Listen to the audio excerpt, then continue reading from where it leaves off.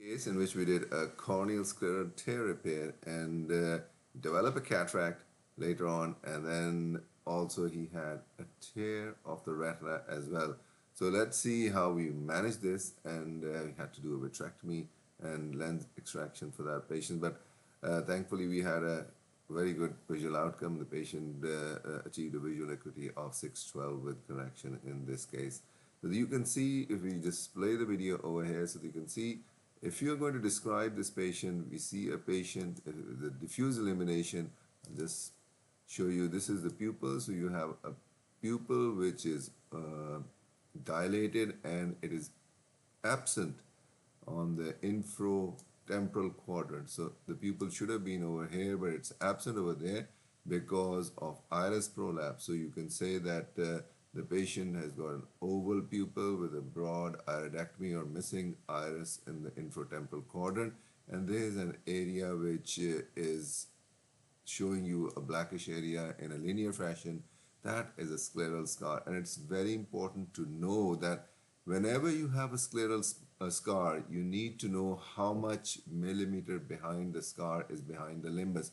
So if I say this is 3.5 millimeter behind the limbus or 4 millimeter behind the limbus, so this scar is going, so this tear is extended into the retina, and you have to be suspicious that you need to treat this patient. But initially, the first thing what you can do is to sort of reform the eye and do surgery to reconstruct the anterior segment so that you can go behind and do surgery for the posterior segment. So let's play this forward, and you can see and the next thing when you are asked questions on these is, if you have an intraocular lens, which place do you think the intraocular lens is?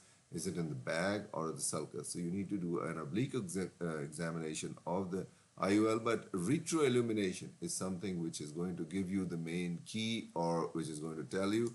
And this patient has got, this is a very important part of the slide. The patient complains of uniocular diplopia. You can easily say that this uniocular diplopia is because the patient is aphakic in this area and it is pseudophakic in area. So you can have two images being formed in this area. So this is another important part of unilateral diplopia. This patient can complain in these patients. With retroillumination, we see that there is some absent capsular area in this part because the tear involved the capsular area or the lens in that area as well. But the IOL was successfully placed in the sulcus. And now we are looking at the retina, and it's very important to identify the same area. This is the disc and the macula. Identify the same area on the sclera from inside. So we are going to see that area. And that patient has the retinal tear in that area, scleral and a retinal tear. And here you can see this is the wedge-shaped area which you just saw is the scleral tear. This, if I just take this area, so if this is the area which is over here, this is the tear in the sclera, the whitish area.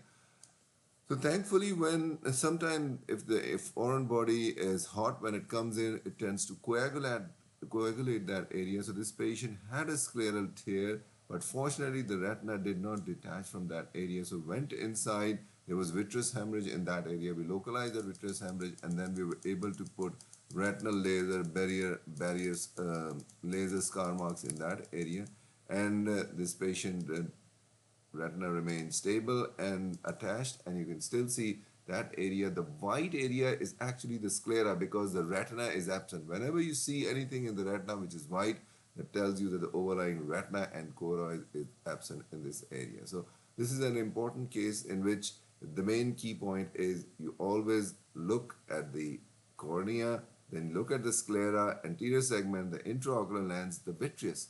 You're also going to tell the person that the vitreous is vitrectomized. If you do not see the vitreous fibers in the vitreous, you can easily say that this is a post-vitrectomy patient. And with a post-vitrectomy patient, you will also see punctures in the sclera for the vitrectomy as well.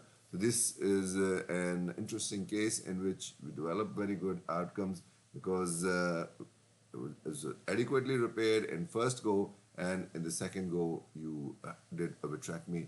I think one key point, and this is when you have a scleral tear which is extending behind 3 or 4 millimeters, whenever I would do a repair in this patient, I would tend to do a cryo over this area which extends behind the area of the pars plana, so that you are safe in that area. Even if the retina tends to be involved, it is going to be saved with a chorioretinal scar. So thank you very much for watching, and we look forward to seeing you in the future, and please share the video with your friends.